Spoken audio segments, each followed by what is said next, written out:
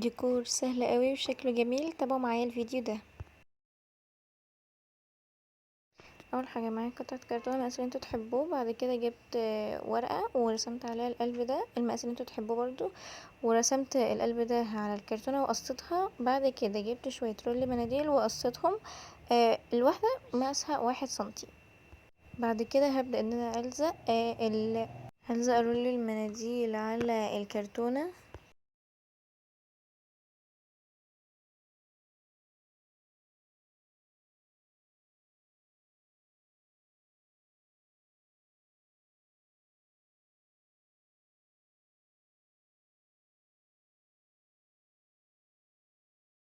هحاول ان انا الزق رول المناديل جنب بعض عشان يدوني كده شكل حلو.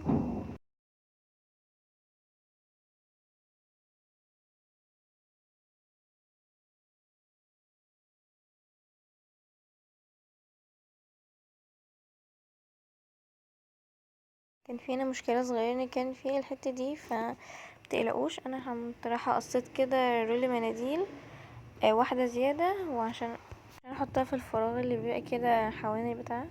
بعد كده قصيت برضو شوية رول مناديل عشان اعملها كده للاطراف. بعد كده عشان اتأكد انها لزقت بحط على الاطراف شمع كده من بره.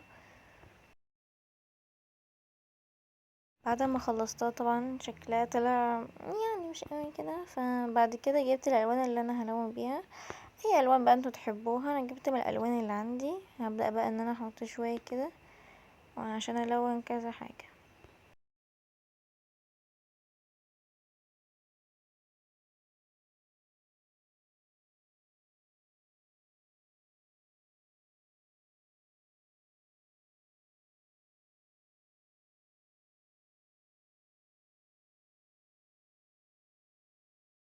طبعا المشكلة هنا ان انا الرولي مناديل ما عملتش ليه الاطراف من جوه، هيبقى شكلها مش كويس.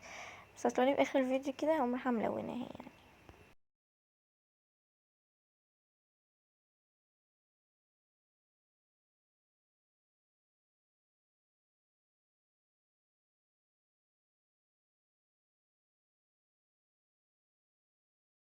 طبعا اللون الواحد انا بلون بيه كذا خانة مش خانة واحدة بالشكل ده كده.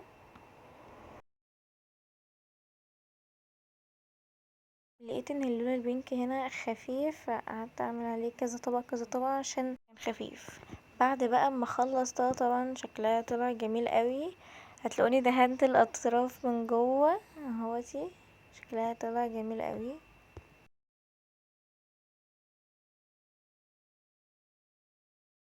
وده شكلها بعد ما علقتها على الحيطة. بصراحة شكلها طلع جميل قوي.